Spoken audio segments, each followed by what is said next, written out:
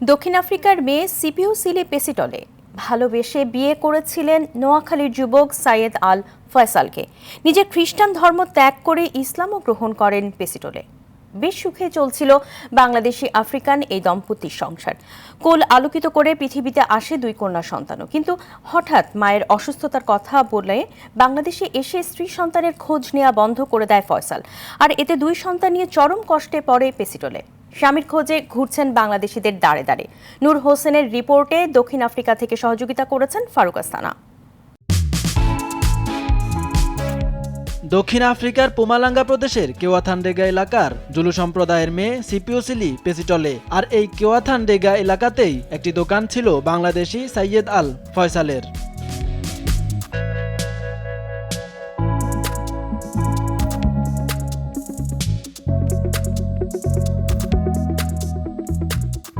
পণ্য ক্রয়ে দোকানে যাতায়াতের সুবাদে ফয়সালের প্রতি ভালো লাগা শুরু হয় পেসিওটলের। আসা যাওয়ার এই ভালো লাগা এক সময়ে গভীর প্রেমে রূপ নেয়। দুজনের কয়েক বছরের এই প্রেম পরিণয় পায় 2009 সালে।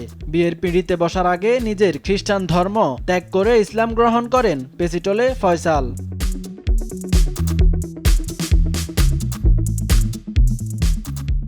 সুখ শান্তি আর খুনসুটিতে জমে উঠেছিল বাংলাদেশি আফ্রিকান এই দম্পতির সংসার। কোল আলোকিত করে পৃথিবীতে আসে ফাহিম ফয়সাল ও ফারহানা ফয়সাল নামের দুই কন্যা সন্তান। কিন্তু 2018 সালে হঠাৎ পরিজনের সাথে দেখা করার অজুহাতে বাংলাদেশে আসে ফয়সাল। এতে শুরু হয় স্কুল পড়ুয়া দুই কন্যার মা পেসিটলের দুর্গতি। আমার নাম সিপিউ সিলি পেসিটলে, এটা আমার স্বামী।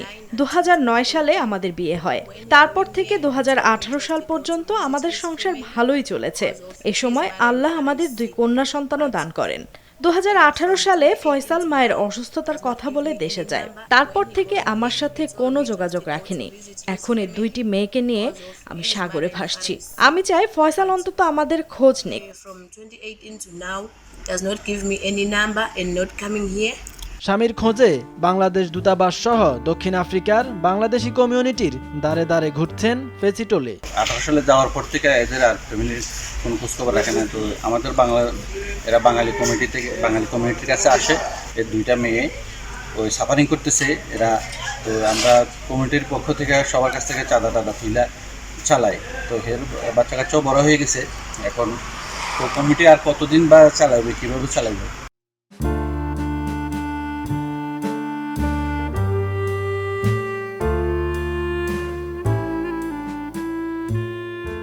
দূতাবাসে জমা দেওয়া পাসপোর্ট, বিবাহের রেজিস্ট্রেশন দলিলপত্র অনুযায়ী 1982 সালে নোয়াখালী সদর উপজেলায় ফয়সালের জন্ম হয়। পাসপোর্ট অনুযায়ী ফয়সালের পিতার নাম আব্দুল্লাহ আর মাতার নাম রোকেয়া বেগম।